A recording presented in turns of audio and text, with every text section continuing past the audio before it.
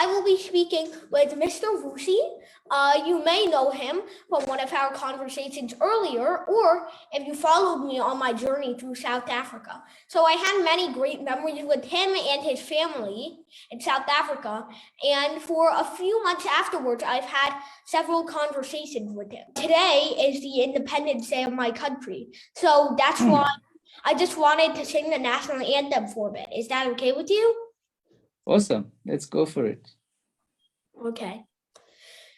Oh, say, can you see by the dawn's early light what so proudly we hailed at the twilight's last gleaming, whose bright stripes and bright stars through the perilous fight o'er the ramparts we watched were so gallantly streaming, and the rocket's red glare, bombs bursting mid-air, gave proof through the night that our flag was still there. Oh, say does that star-spangled banner yet wave o'er the land of the free and the home of the brave? However, today's topic is on a new essay that he just wrote. I'll post a link in the description because it's a really fascinating essay and it caught my attention immediately. So I wanted to talk about it, and he agreed. So here we are. And today we're going to be talking about his essay named The Next Frontier of Work. So my name is Barry from Barry Science Lab, but I'll let Mr. Vusi introduce himself. Awesome. Thank you so much, Prof. My name is Vusi Sindane. I am an executive director in a school in South Africa. I have spent most of my life, though, as a software engineer and as a manager. Some of my hobbies include music. I'm relearning how to play music all over again, as I was a classically trained pianist about 15 years ago. And I cycle, I play tennis, I play a bit of chess, I like gaming, and I like writing as well. In fact, I like thinking, and it just turns out that writing is one of the best places to think, in my view, anyway. Is that good enough? Yeah, good enough for me. So anyway, first of all, I kind of like that comment that you said about writing being a place for thinking, but no time for that because we're on the main topic now. So yeah. I'll just give a brief summary of this essay and you can extrude off it. I'm sure you have a better memory of the essay than I do, considering you probably read it over and over and redrafted it over and over, probably based on the AI of Jasper and Grammarly, as you mentioned in the essay. So the essay essentially transitions about there being not really any central figure on the internet, all the way masterfully to how AI may be replacing work. So I want Mr. Vusi to kind of summarize it himself because it's his essay, and then I'll start this kind of discussion with one or two questions. Awesome. Well, the main idea is, well, I begin the essay by taking the reader through decentralization, or the idea of decentralization. If you know, in fact, throughout history, we've always thought about the world as centralized or hierarchical in one way or another. You know, when you look at our organizations, there's always a boss right at the top. When we look at our religions, there's always a God right at the top. And even, you know, back in the days, or in religions that have multiple gods, there's always almost like a figurehead. And so we've always thought about things as centralized in one way or another. But over the past couple of years, especially with the internet, I think we are learning and we are appreciating more the fact that maybe not everything is centralized. And in fact, there was an incredible study. I saw it in a documentary. I can't think about the exact reference off the top of my head, but it is to do with the University of Japan. And they found out that the different body parts or the different organs in our body can communicate with one another without the brain interfering or without the brain even knowing. And that's through things like hormones. For instance, our kidneys can give off a certain chemical or a certain hormone, which is picked up by our bones that they need to generate more red blood cells, things like that. And the brain is not involved. So the idea that everything is centralized and everything goes through the brain, of course, a lot of things go through the brain, but the notion of decentralization has become increasingly important. And we have started making things which are decentralized, which is also very interesting because in the past, almost everything we created was centralized in one way or another. So the internet being one of the great inventions, which is completely decentralized. And what I get into then in the essay are some of the tricky things that come with this idea of decentralization, because in many ways, from a cultural point of view, from the habits that we've created over the years or centuries, we still live pretty much in a centralized world. But now we are moving swiftly into a decentralized world, and it has many implications. Among others that I point out in the essay is that if everybody is a journalist potentially, then who do you trust or how do you discern the truth, But also if information is completely decentralized, as it pretty much is these days with social media and so on, then what tends to happen is that we become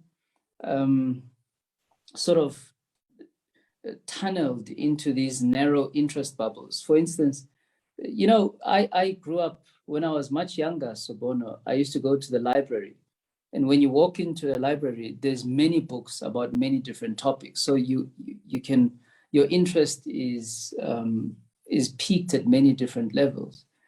But if you're on Google, you're likely to only search for things you are interested in, you see? And therefore, you can only ever search for you'll tend to be pushed into a narrow space or like a bubble of things which you're predominantly interested in. And then we also have algorithms which do that even more. YouTube only shows me the stuff that I'm interested in, unless I have a conversation with you, and it takes me elsewhere. I see your hand is up. I don't know how long my intro must be. Do you want to dive into questions, or must I wrap up quickly? Do whichever one you want. So I kind of had a little bit of a question to say over there, or a statement. Oh, okay. Maybe let me wrap up then, and then we get into the Q&A. Yeah, sure. Awesome.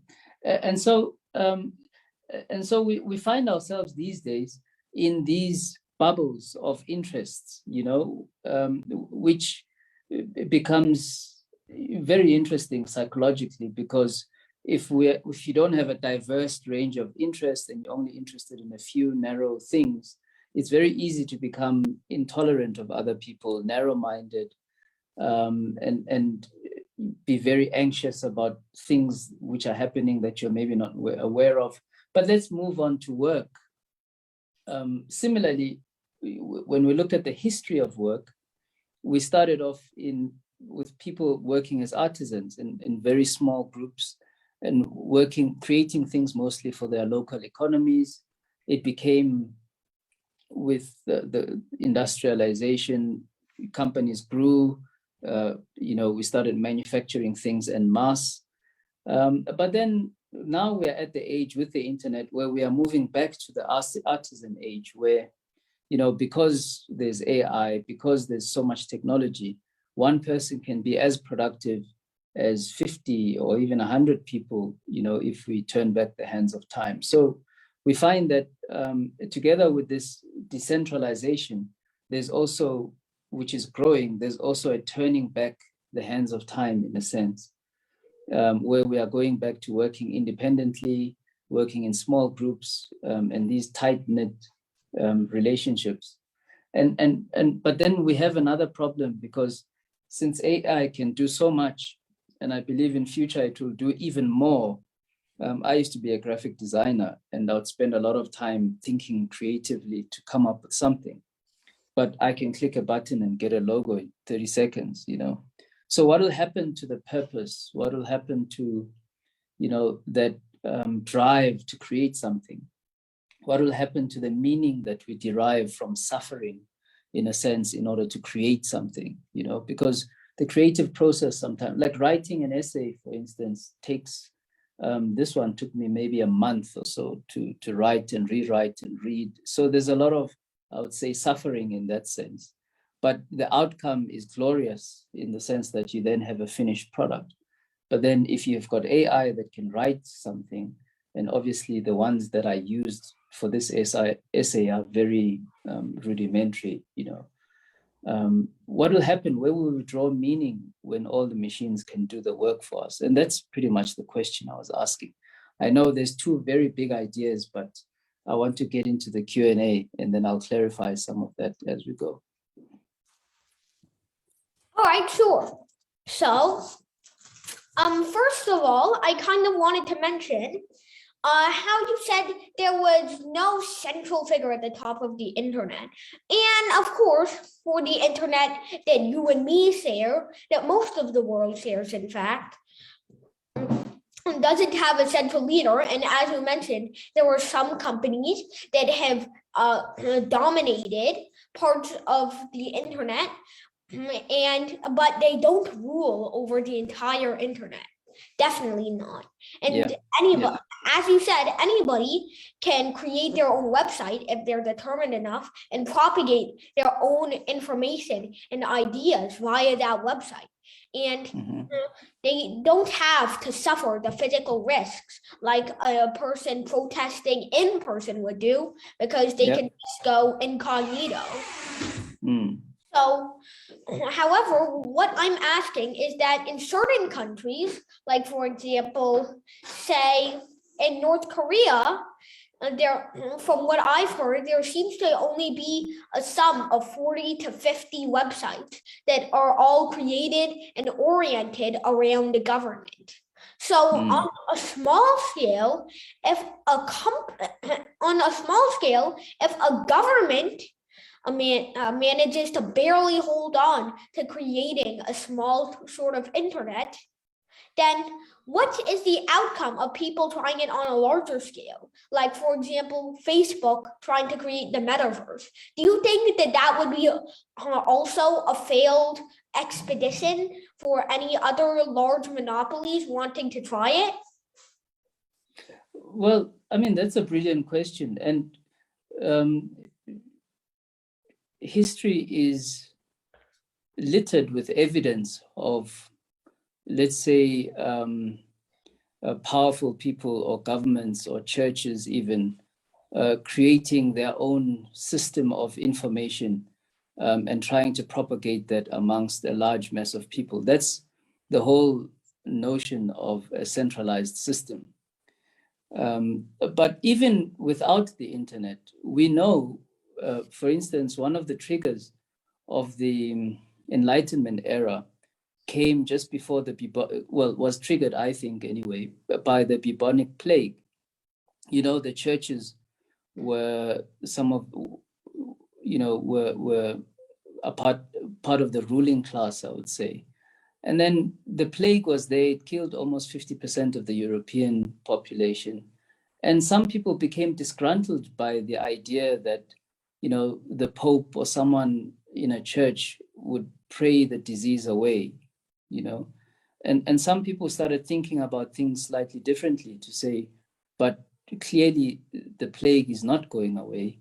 And, you know, all the promises of the church are not coming to bear. So what should we do? So eventually, any kind of propaganda, I think, or system of information which is meant to get people to think in a particular way just meets some kind of trouble at some point anyway. And people, because we are creative people, and at the end of the day, I believe we are all sovereign human beings, at one point or another, we do think outside that particular box which has been created for us, if anything, for our own survival. That's just my take. So it never works.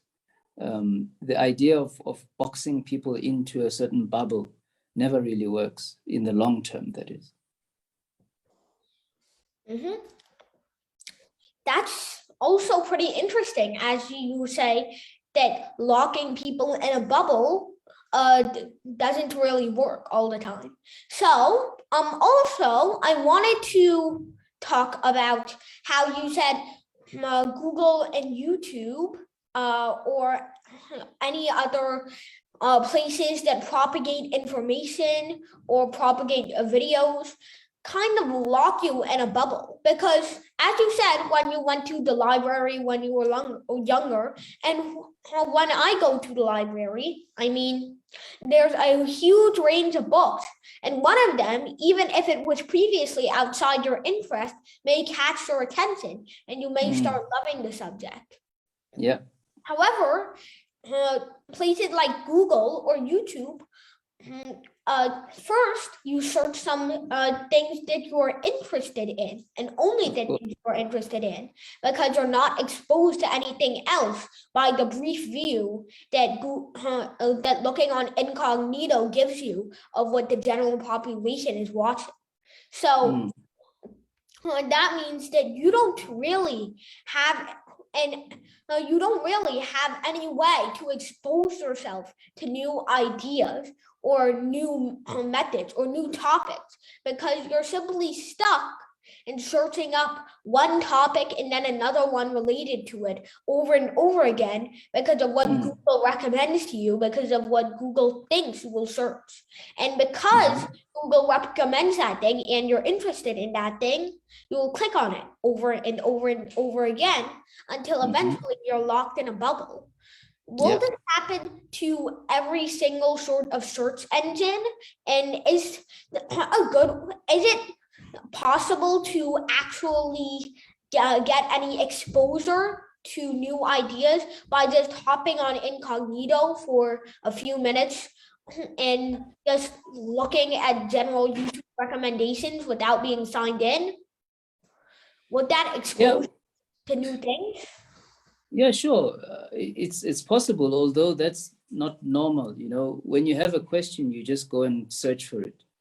It would take someone who is aware that they are being programmed to maybe try a different search engine or a different video provider, you know, or going incognito, like you're saying. But here's the interesting thing, because it sounds like I'm contradicting myself, because in one sense, I say when you lock people into bubbles, they sort of want to get out of them.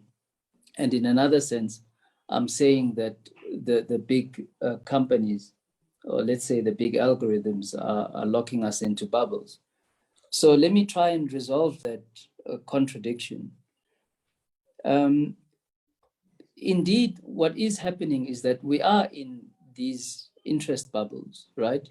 And remember, the algorithm is interested in serving you more content, so it will show you the things that you like and less of the things that you don't like. So what tends to happen, in my view, is that as you get deeper and deeper into the bubble, one tends to, and I think this is a human thing, one tends to either fall into one of two situations. The one situation is to think, yeah, but what else is there? You know, it's just a natural question which emerges. When you're so stuck in a certain rabbit hole, you're likely just to ask, but what else is there? Or to see things which are contrary to what you believe.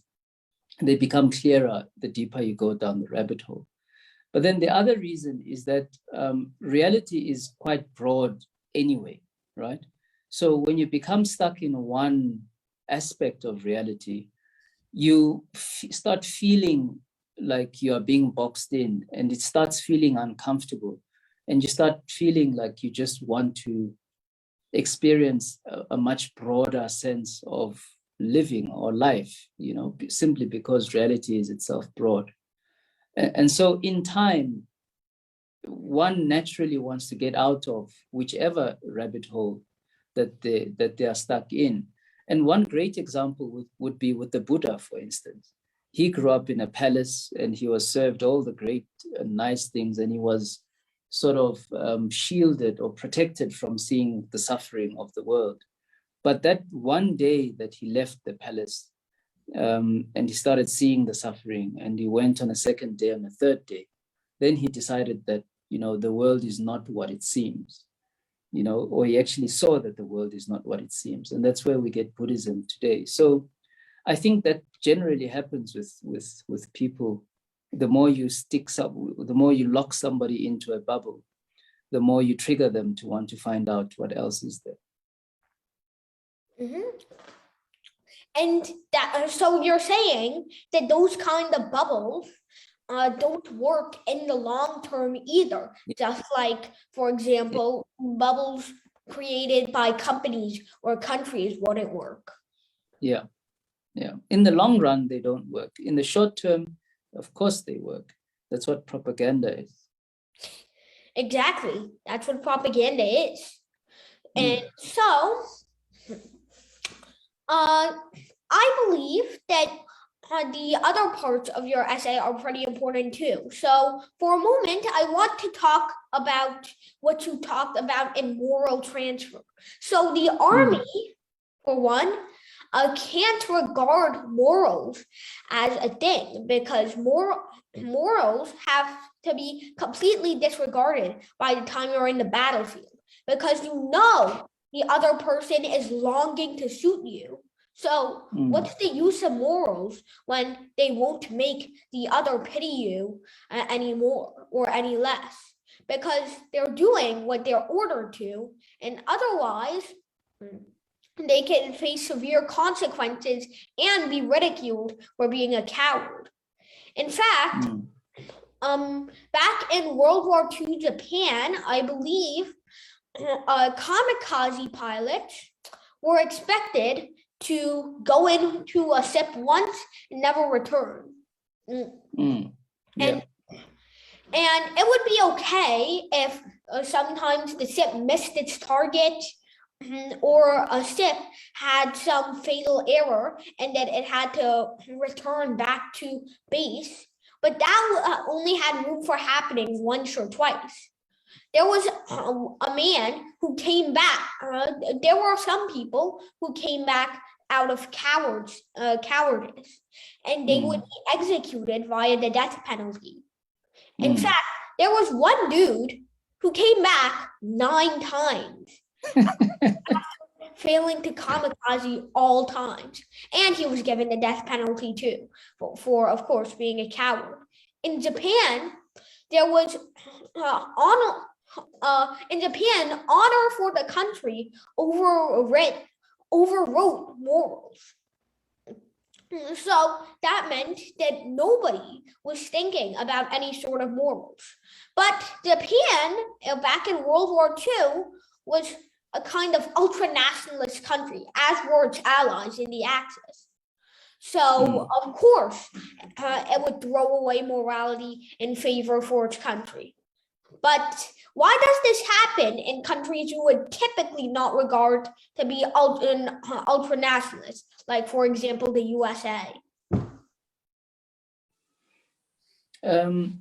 Well, it does happen. Maybe let me go back to what I was saying in the essay about moral transfer in particular. And I created a podcast which is which expounds on this idea a little bit more, drawing from Milgram's experiment. I'm not sure if you're aware of it, Stanley Milgram. So very briefly, he ran an ad in the newspaper and got people to participate in this experiment, where they would learn about memory or learning, as he put it in the advert. he put them in a room. And so it's like two rooms, right? In the one room, there's a person who was given the title teacher. And then in the other room, which was divided up so they couldn't see each other, there was a person who was given the title student. And so the teacher had a set of questions which they had to ask the student, and the student either could answer correctly or incorrectly. But then if the student answered incorrectly, they would become electrocuted. So the teacher was also given your eyes are falling out of your face. So the teacher was also given like an instrument. It's like a voltage generator. I don't know what to call it. And it had like different levels of voltage which you could use to shock the student on the other side. So in as much as the teacher could not see the student in the other room, they were connected to this electrocution device. And then every time the student got the question wrong, the teacher had to press a button and electrocute the student. So how it worked is they started at a very low voltage, say 10 volts, 20 volts, something that you can barely feel, all the way to 400 volts, right? And so the more you get the questions wrong, the more you get electrocuted, right? So then they would start with this whole series of questions. I'll send you the link to the podcast. And before they started, they asked a bunch of psychologists, how many volunteers or teachers, in inverted commas, do you think would go all the way to 400 volts? And all the psychologists said none of them would go all the way to 400 volts because people are humane, people think, people have empathy, right? And then when they started running the experiment, they found that almost 70% of the participants went all the way to 400 volts.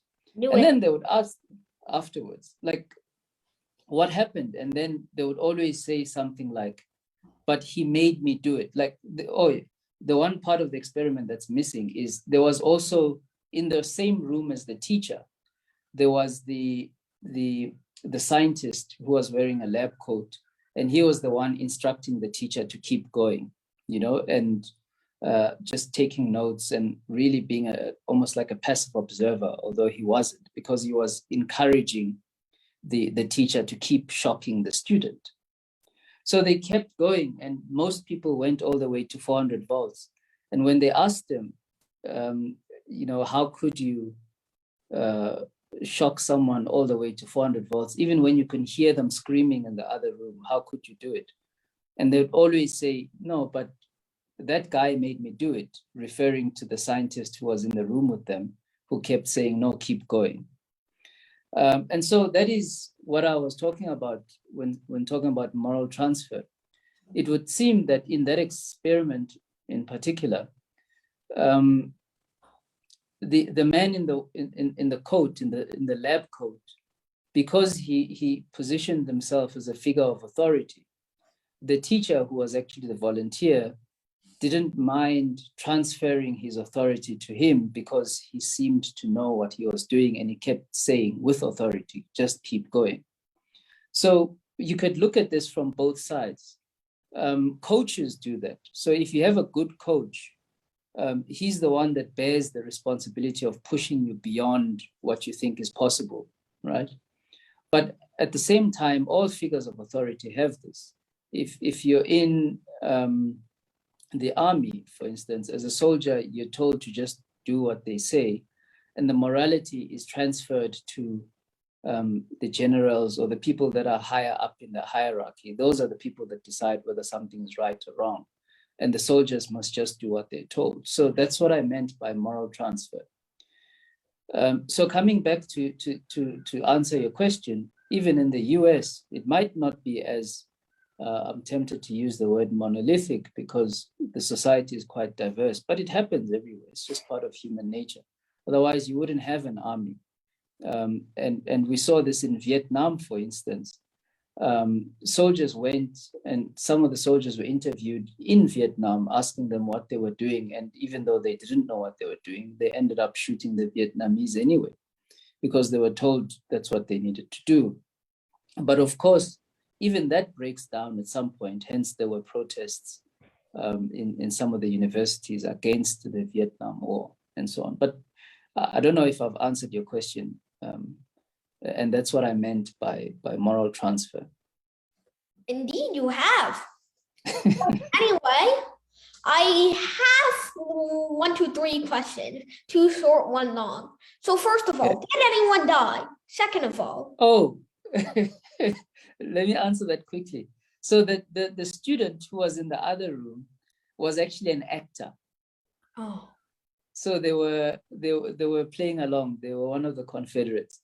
The idea was to check whether the volunteers who were given the title teacher would go all the way.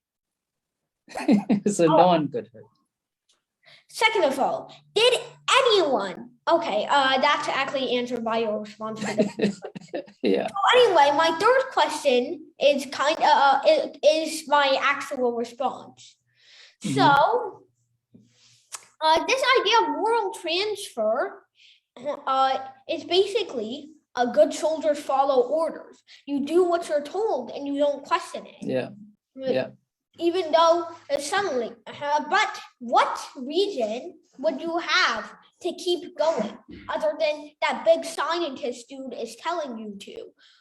Is it just your own trust in the scientist? What reason do you have to trust the scientist?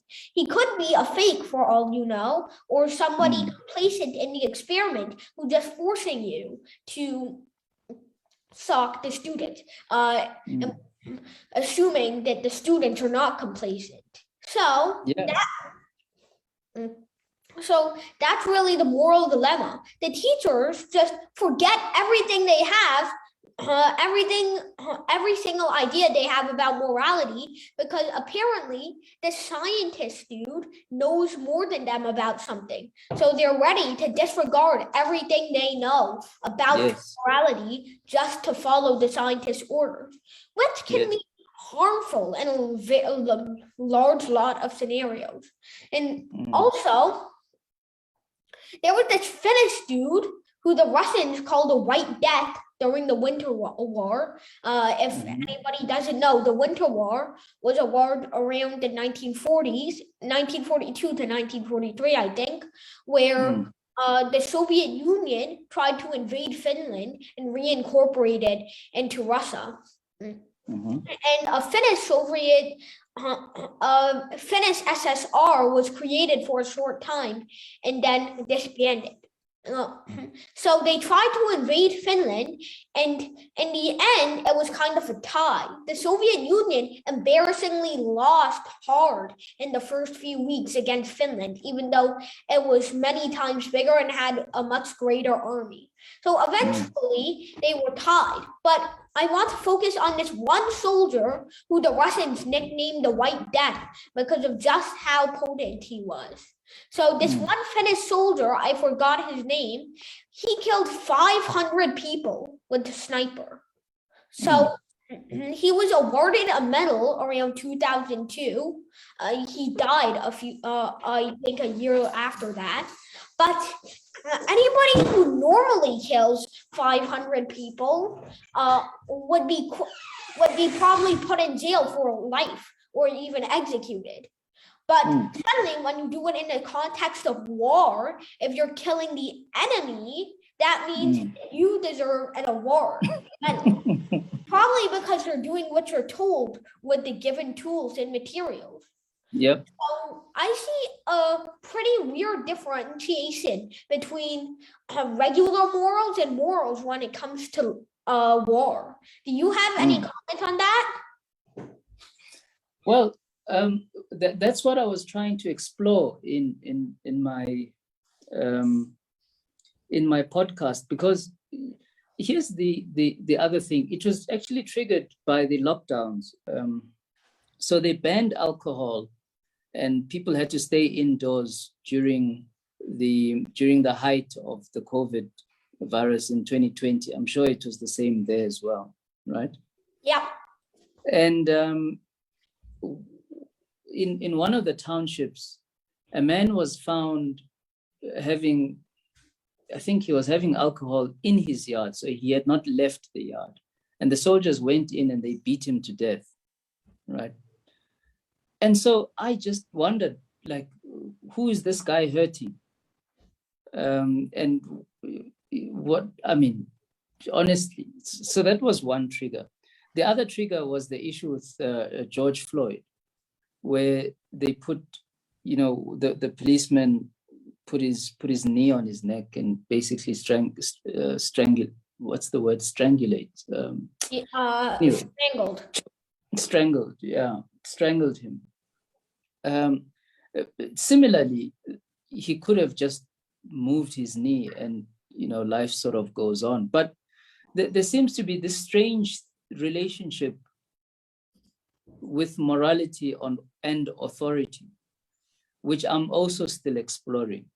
Because just like you are saying, when you're in war, you're celebrated for killing people. And when you're a normal citizen, I'm sure you'd be given, you'd be hunted if you became a serial killer, because that's essentially what you are. But here's an interesting comment.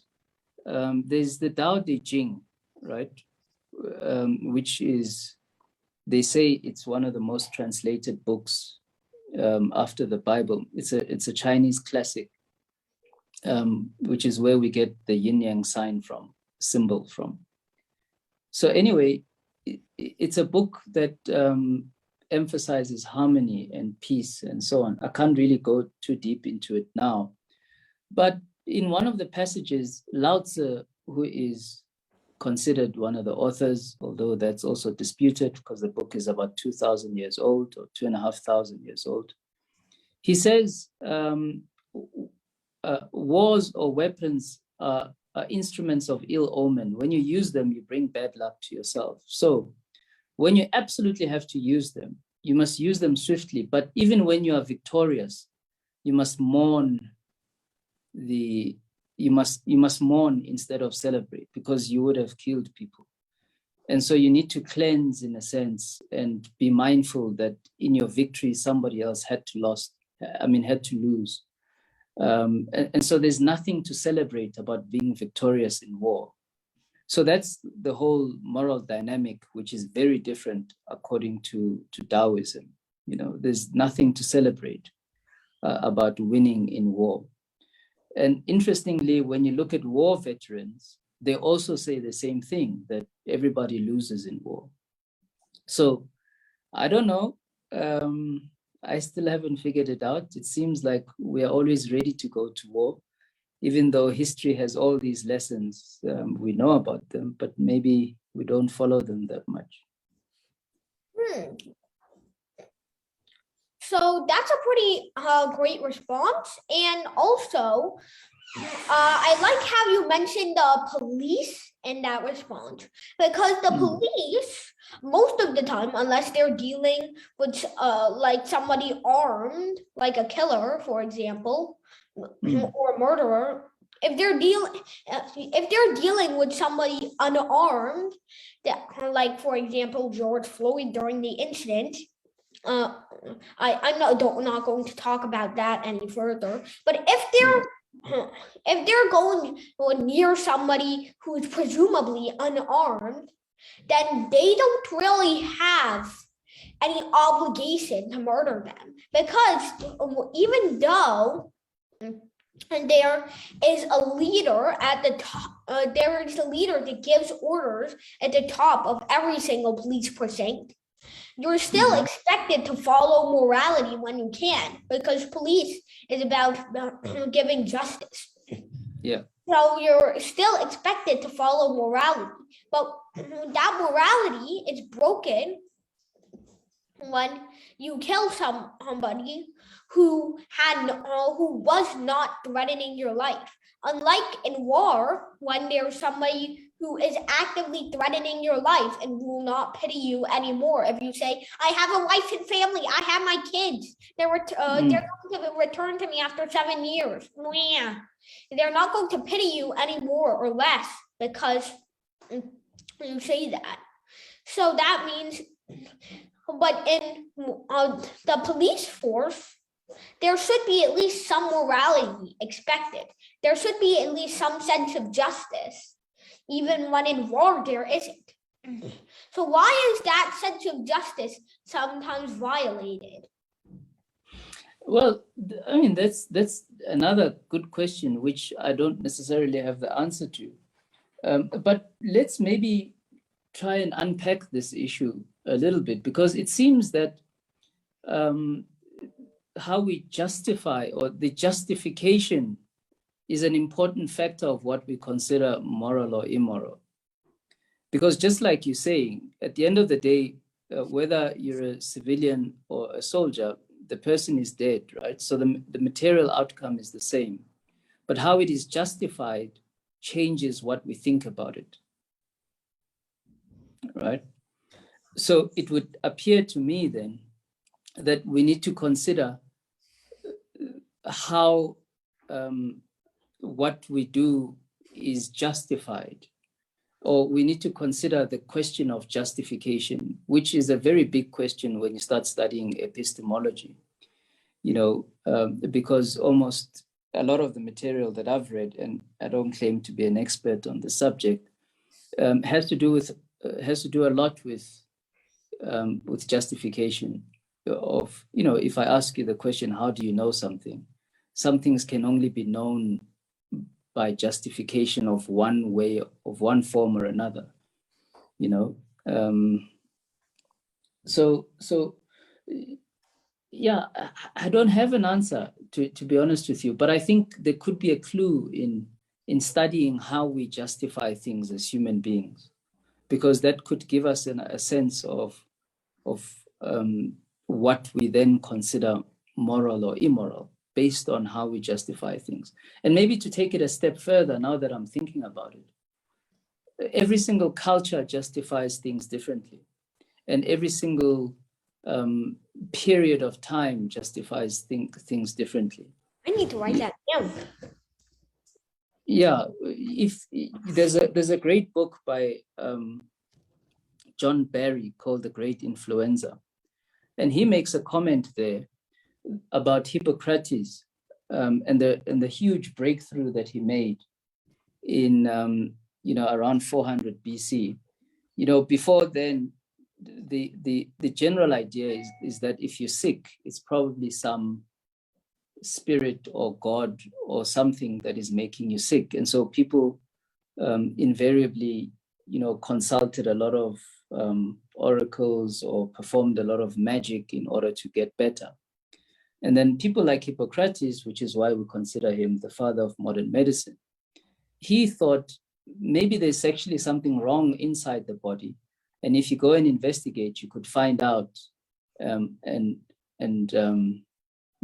sort it out and bring the body back to health. So instead of, so it's about the locus of control, in a sense. Before then, people thought it was something out there that is making you sick, and Hippocrates thought, no, it's something inside of you, which is making you sick.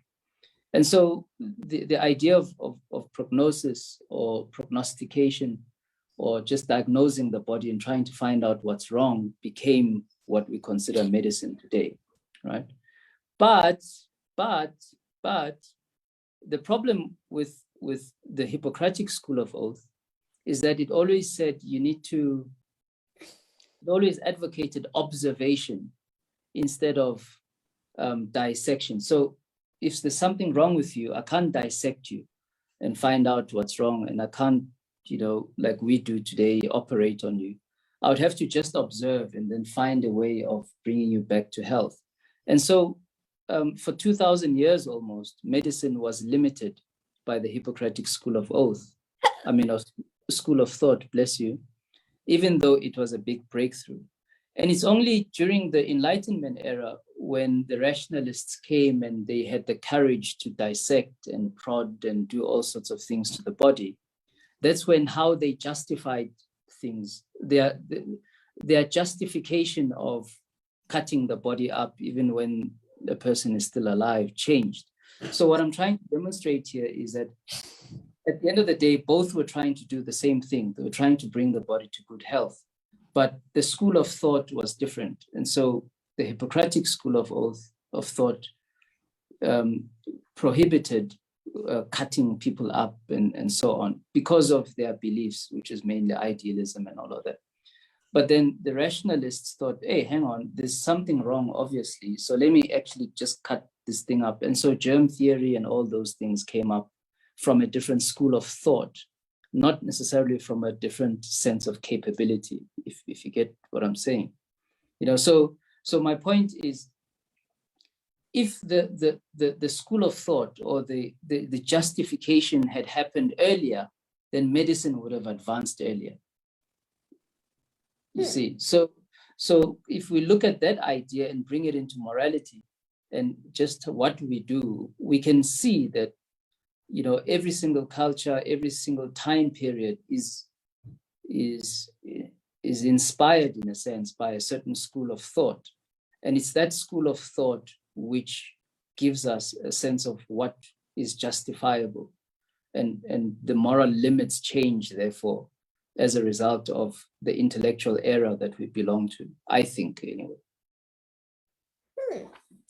Well, I myself think that medicine now is essentially built up on a set of concepts. Like, for example, if somebody looks like this, or their heart rate looks like that, or their oxygen rate looks like this, or something inside them looks like that, give them this medication, or that treatment, or that operation.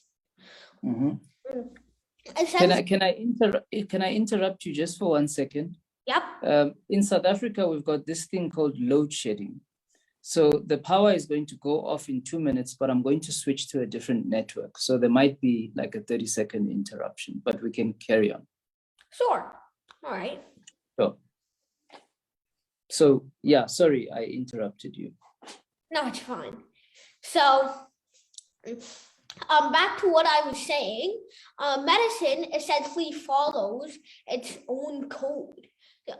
Before, everything was about discovering, but now it's just about looking at all the data and then finding and then learning what to do with that data and what to give them. So it's not really an experimental or empirical process anymore. It's essentially just a data table now. In the frontiers of medicine, there are still things being discovered and worked on, but now for most medicines, for most diseases, there's probably already a treatment listed that they will perform over and over to make you feel better. So there's not really any sort of empirical process anymore in the parts of medicine that we know. And that's kind of going on too in all of the parts of physics that we already know. Like, for example, if this is happening, we use that formula. Even physics should be turned empirical because it allows people to see things more intuitively. But when somebody's life is on the line, like in medicine, sometimes there's no sense in making things empirical and cutting up the body to see what's wrong and seeing how to fix it, because that will likely cost the lives of one or even a few patients. So, and if you've killed a few patients, then you're not doing your job and you'll probably be jailed. So anyway, I even heard of this one guy who faked being a Navy surgeon, and he actually got the job. But then during the Korean War, he actually had to do things for injured soldiers. So what made matters worse was that he was the only surgeon aboard. So that meant that he had to actually do the surgery. and he had never known anything about surgery. But guess what? All he had to do was flip through a medical textbook for a few hours, and since he had a photographic memory, he remembered it all. And somehow, all 16 of the surgeries he did went out successfully. That's, I mean, that's my view of learning, by the way. Over my experience in work, I've gone into many situations where I didn't know what I was doing, but I relied on the fact that I have the capacity to learn. You know, so yeah. For instance, I built a program many years ago called a timetabling program for schools, and you're a mathematician, and maybe you even understand this problem far better than me. But it turns out that that problem is something they call a if I remember it correctly, a non-polynomial complete problem, NP complete. Does that make any sense to you? Somewhat, yeah. Yeah, so, but from a computational point of view, it's a very hard problem to solve. And so I was struggling getting my timetabling program to work. And that's when I started venturing into things like building genetic algorithms to try and solve the same problem. But here's the problem is I had sold my program to schools and they were trying to build timetables now and it wasn't working. So I was exactly like that surgeon. But then luckily I just went to the internet and I started learning things and I figured it out, you know. And so, yes, the guy was a scam, but if you actually learn and you really solve the problem, then I think it's brilliant. That's just how I see things. I think we run into new challenges all the time. And so, you know, we'll never know everything. So it's better to just be good at learning. Well, that's a pretty great thing, but what I believe is that sometimes empirical learning is kind of left on the counter when there's a bigger risk at play. So empirical learning has its own thrills, right? Because you've worked really hard and looked at so many possibilities just to get somewhere, right? However, for example, when you're in medicine, when you're treating somebody with a condition that may be fatal, that means that there's not really any time for empirical learning because you're at risk of killing the patient. So if you kill the patient, then you haven't saved the life, you've depleted the world of one, which is exactly the opposite purpose of a hospital. However, for these precedents of medicine to come in place, there must have been some empirical learning behind it. So, should you feel the thrill from empirical learning in medicine if you've killed somebody? Should you feel that thrill of learning if you've killed somebody? Do you think it's for the greater good to save 1 million patients and then to kill one, like a mega version of the trolley problem? Or do you feel that your contributions will not be useful now, but will be useful in the future? And because now all of your ideas will be vehemently rejected. Do you feel so that? I lost you for about 15 seconds while I was switching the network. Oh. I'm now sitting in the dark because our whole area doesn't have electricity. It's called load shedding. So apparently there's too much demand on our power, on our electricity. So the government essentially has to run rolling blackouts, you know, to manage the load. Hence, it's called load shedding. Okay, then. Yep. All right, let's continue. I'm just going to forget everything I just heard. And all right. So what I said before was that basically in medicine, you don't usually have the time to empirically learn somebody has a fatal condition because you're at risk of killing the patient or letting the patient die on its own, which is obviously always a bad thing. But back in the past, people always had to empirically learn. Who do you think set the precedent? How do you think we set the precedent of modern medicine? By empirically learning.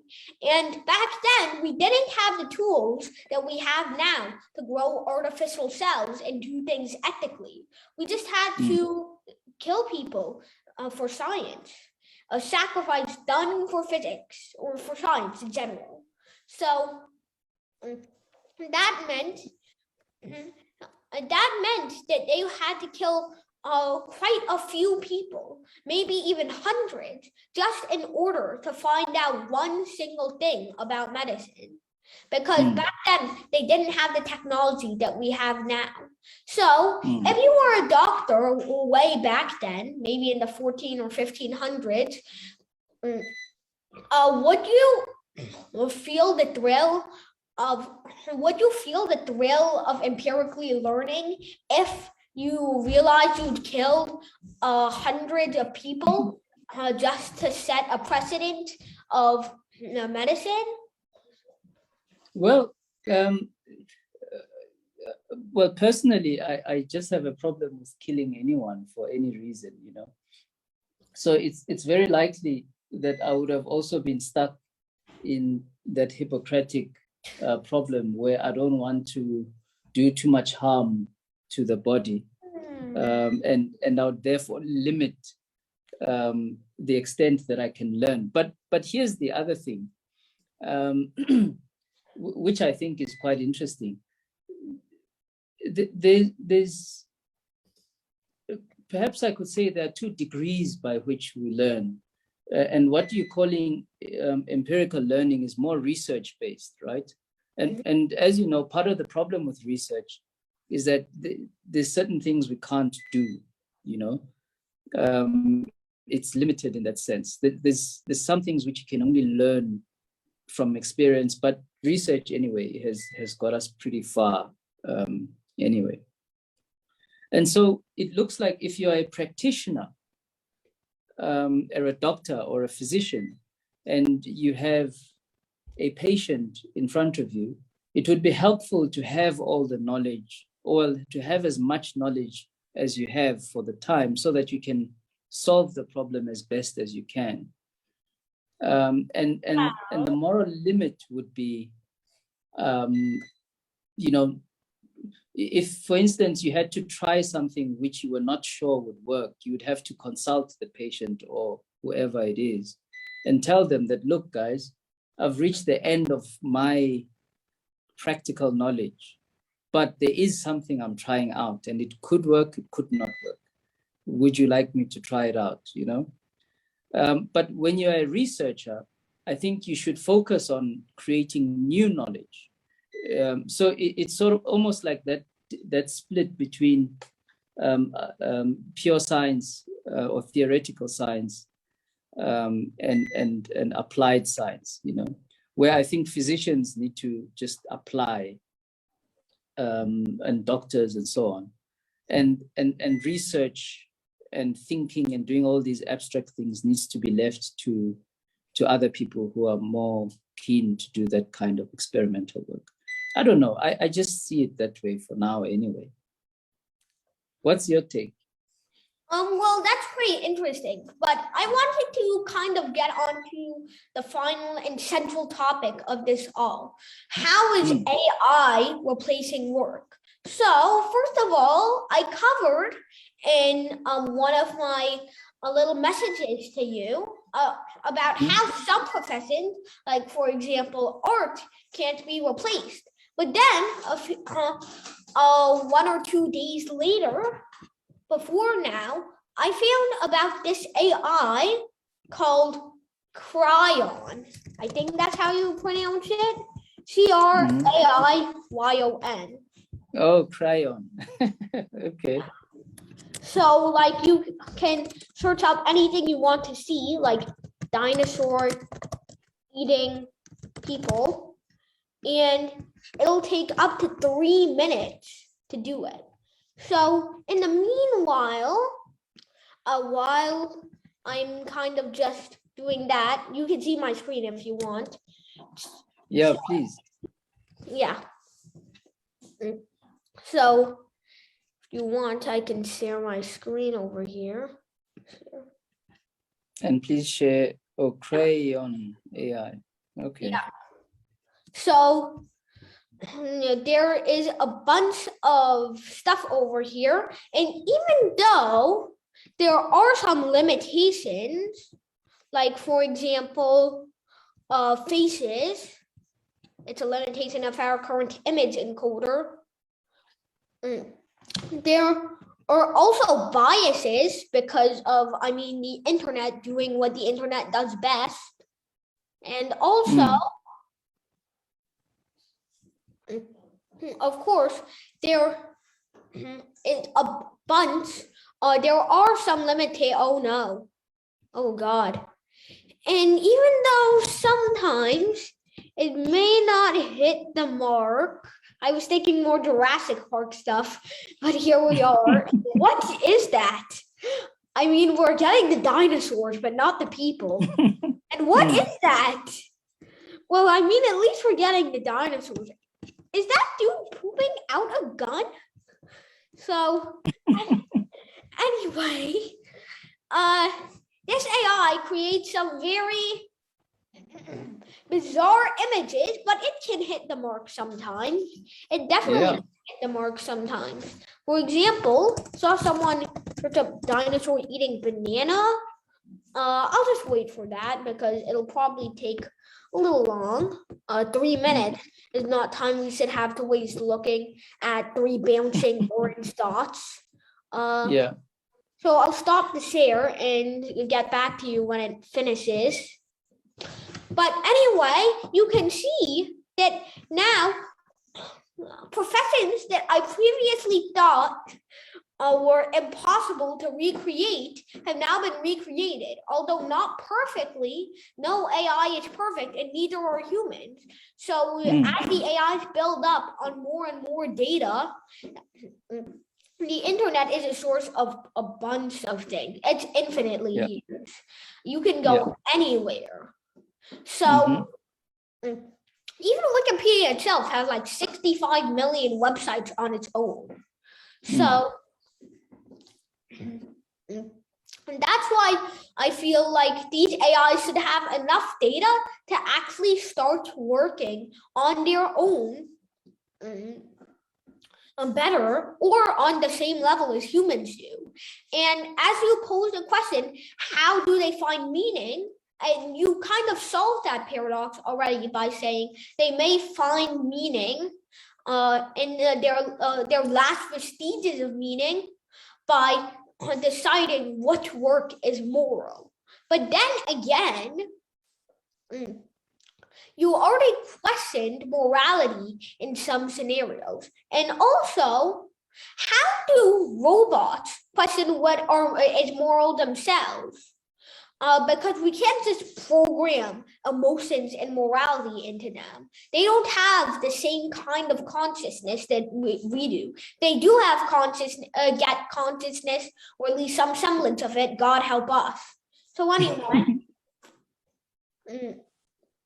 how do we give that robot a sense of morals? Like, for example, how do we have a robot police force if every single police officer is supposed to deliver justice the best they can? Humans are imperfect and have their own selfish desires, and so that and greed, and that's why some people some people in the police force perform actions that should get them fired or even jailed.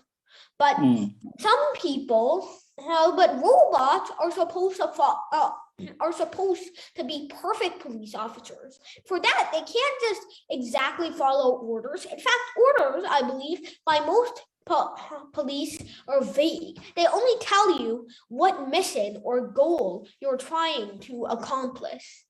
And a lot of the time, and not a lot of the time, probably not how you're going to obtain it. Like, they don't tell you exactly the process or exactly the strategy you're going to use.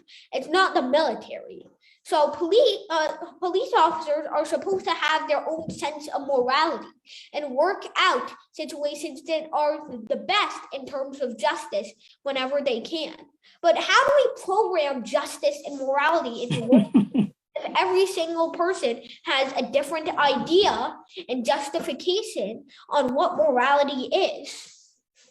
Oh, that is, I mean, that's the heart and soul of the problem that we have, you know.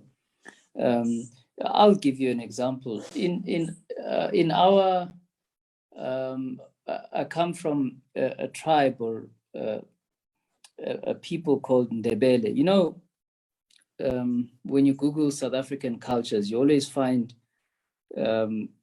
like an old lady that does these beautiful paintings. She just painted a Rolls Royce recently with these shapes and symmetric shapes and colors and so on. So it's the Ndebele people. But anyway, a couple of, not even 100 years ago, but let's say 100 years ago, we had no police force in our society. And yet there was a means of enforcing the law, you know. So for instance, if you cause harm to a neighbor, they would go to the local chief, and then the local chief would either say you need to give him your goat or give them a cow, or they'll just give you a beating, you know. But there was nothing like prison or sending people to jail or anything like that. And things were generally very orderly because punishment was very direct.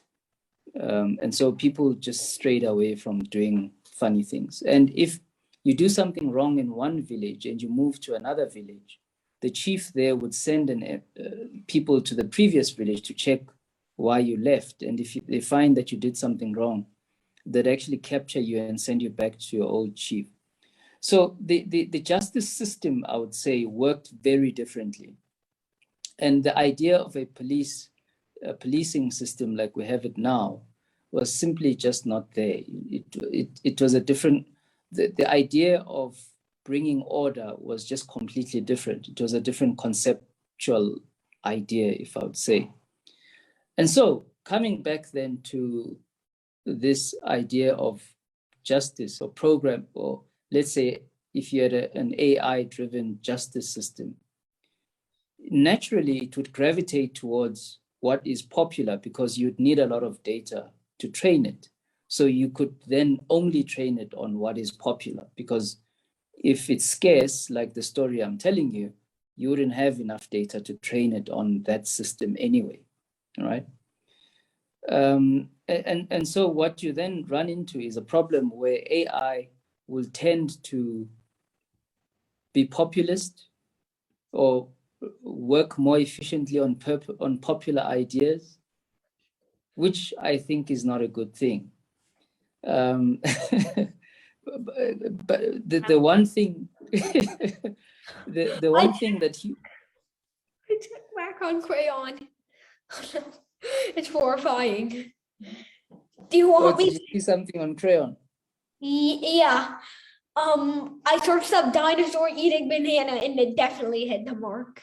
But anyway, continue on what you were saying. I'll show you. Yeah, so the issue then of figuring out what is the right thing to do, I think is a human thing, because that's just what has been driving human nature forever. We change what the right thing is to do all the time. You know, we change how we answer that question all the time.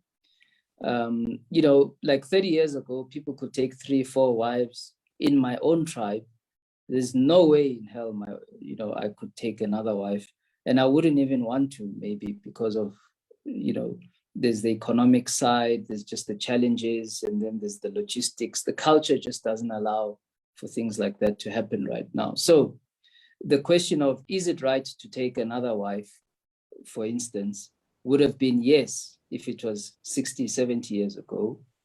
And now it's maybe not so much anymore, But just imagine on is it right to take for a child to learn from home? Traditionally, no, because children must go to school, but homeschooling is becoming a thing as well. So we are constantly trying to figure out what the right thing to do is. And I think that is one of the last frontiers, just that moralizing, if you like, is one of the final frontiers of what we are responsible for as human beings. And we shouldn't, or maybe I'm tempted to say cannot, allow AI to take responsibility for answering that question. Indeed. So I feel that law enforcement sometimes has to come face to face with very unique situations that AI may not have enough data about. And also, I wanted to show you what happened to Crayon. Please. Is that all right? Okay. 3, 2, 1. It's gonna feel like you're on, how do I say this family friendly? Speed. I don't want to be monetized by Facebook. There it is. What is this? What is this? Oh my goodness. Well, kinda did it. Let's be real. Yeah, that's the thing. Yeah. I mean, so imagine then you are an illustrator, right? And you're given a brief by a client who says, create an advertising campaign or a children's book of a dinosaur eating a banana. So you could go to Crayon, and Crayon would give you all these ideas. In other words, it would have done the ideation process for you. And then once you see the ideas, you can then apply your own skills to clarify, or maybe to make it more appealing for the brief. But essentially, the creative process is pretty much done, And if you then put the highest value on the creative process and AI then does it, then how do you then value yourself, or how do you value your work? Because it would have been done by something else, or by I guess it is something else since it's AI. So that's where my question was coming from, because if I was watching a movie, it's a 5-minute film actually, where the script was written entirely by AI. And all the actors did was play and direct it. So then what does it mean for the director? Are you then no longer, valuable? When I shared my essay with a friend and I told him that bits and pieces of it were written by an AI, he said to me, I almost gave you respect, but this thing was done by a machine, so I don't respect you anymore.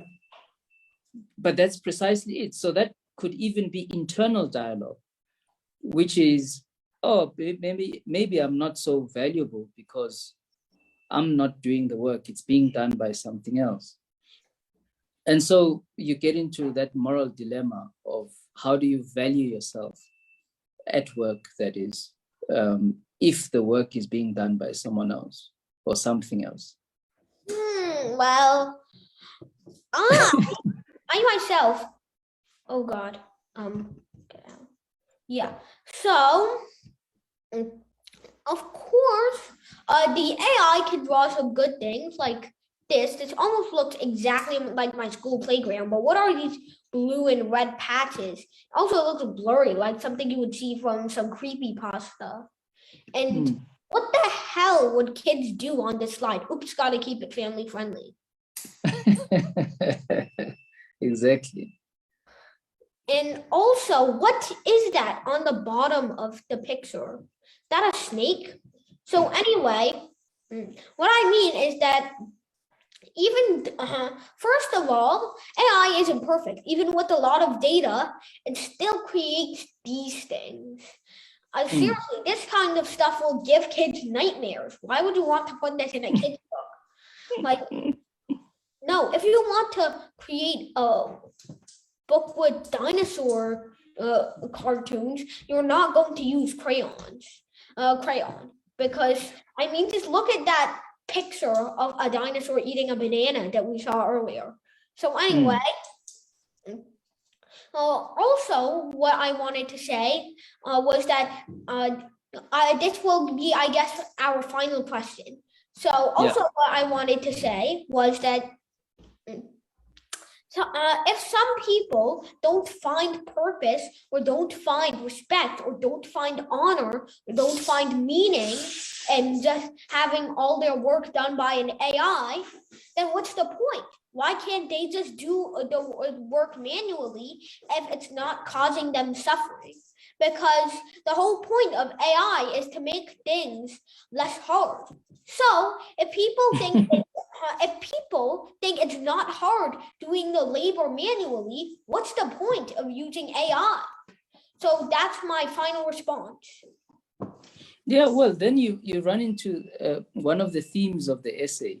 Remember, I started off by saying that, back in call it the 1800s, people were largely artisans that create things for their local communities. And those artifacts were largely imperfect, because there was a lot of human error, and there was a lot of variation in their raw materials due to weather and things like that. So, but also, if you suppose you wanted to make something in New York and deliver it to another side of the country, there would be problems with logistics because people were just not, they didn't cohere that well. People lived in small, fragmented villages and towns and so on. It was unsafe to transport valuable things. So, so now, obviously, with AI and a lot of advancement, we are more homogeneous as a people. That's one thing. Number two is we have technology which can allow us to create high quality things at a reasonable price, let's say, right? So now it is possible for you to create something complex and interesting using technology. But then you run into this moral problem, because if I know that your composition, your musical composition, was done by AI, would I value it the same as I would value a Beethoven composition? For instance, I saw a video. I think Gustav Mahler's 10th Symphony is incomplete, and there's many other composers who have unfinished works, and they were using AI to try and complete it. And the AI had to learn Mahler's style, and then they would try to finish it using AI. But nobody would value the artificially finished symphony as they would one of the originals, Yeah. And so then the question is, so if you are making or creating work today, like building websites, logos, or anything, writing essays or children's books, and we know that it's done by AI, then would I value it as much? I don't think so. And so in a world where your work is not valuable, would you be prepared to put up the effort to create it? And maybe not. Anyway, not for me. I don't know if I would, because the work becomes purely utilitarian. You're just doing it for a utility reason. And I think people work for far more than utility.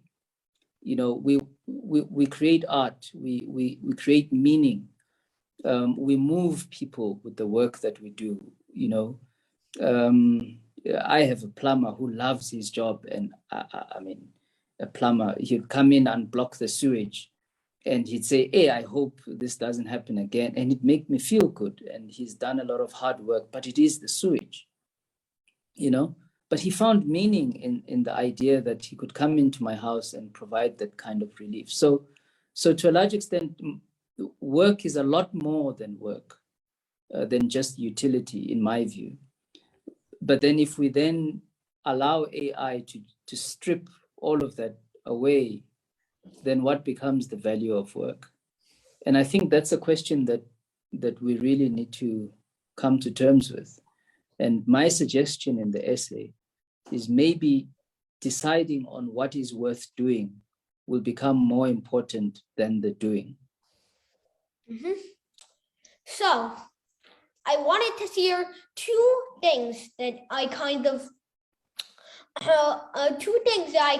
felt listening to that last response. And you don't really need to respond to that, because I feel like we should end it here. Yeah. So, there were two things that I've commonly seen people say, and I have even said them myself. One, the journey is more important than the destination. And I experienced it one time when I went on a 12-hour road trip, only to learn that I had to go back to school in like 2 days. So I had to return home immediately after. We didn't even get to go to the mountaintop. We literally went to a restaurant for 15 minutes. So, and then we came all the way back home. I believe it was at Acadia State Park in Maine, which was like 12 hours away. Then when we came back, and I thought, well, it's been a long journey and we did so many fun things on the way. The journey is more important than the destination. And second of all, what I wanted to say is that my dad commonly grades his students not via how good they did, well, commonly, but not always, not via how good they did, but how much effort they put in. Well, the same thing I feel applies to AI. The journey is more important than the destination. Why just create the entire thing when you can go through the hard work and journey that it takes to do it and feel satisfied at the end? You don't get that same level of satisfaction from just generating it using AI. And second of all, that whole effort and not grade, I feel applies to AI too. You're putting effort in, even if it's imperfect. Imperfection shows the effort you put into it, because it shows that you're a human and that you put all your effort into it, even if there are some imperfections. If there are no imperfections, then what's the point? It's just an AI. So even if you do good, there's always going to be some AI out there doing better than you. What matters is that there's the journey of getting there. It's like your mysterious. It's like Asian kids when their parents tell them about that mysterious cousin they had in China who graduated from college at age 9, got a black belt the following year, and now roundhouse kicks people in the face with their PhD that they earned when they were 13. So if there's always going to be something better than you, why not at least try and put in the effort and put in the time and put in the work? Because it shows that you put effort into it, even if you make a mistake. If you make no mistakes, you've never tried, as Einstein himself once said. So that's my final thing. So fittingly, we're ending this right on the minute 12:34. It's probably not that time for you because time zones. But right now, we're ending it exactly at 12:34 p.m., which is nice. Awesome. It was great having a conversation with you, as always. Yep. It's been an excellent conversation with you too. I learned so much. So thank you And everybody for watching. thank you so much. And yeah, thank you for streaming it. And I'm sorry that I was not prepared Oh, properly. you still gave great answers. I wouldn't have been as prepared, honestly. I'm sure next time I'll be better prepared and I'll show my video as well. And thank you so much, guys, for listening in. And thank you, Subono, for inviting me. Sorry for giving you a short notice. So anyway, thank you everybody for watching, and thank you everybody for staying with us all the way, responding to our questions, and thinking deeply, and we'll see you in the next one. Bye. Thank you. Bye-bye.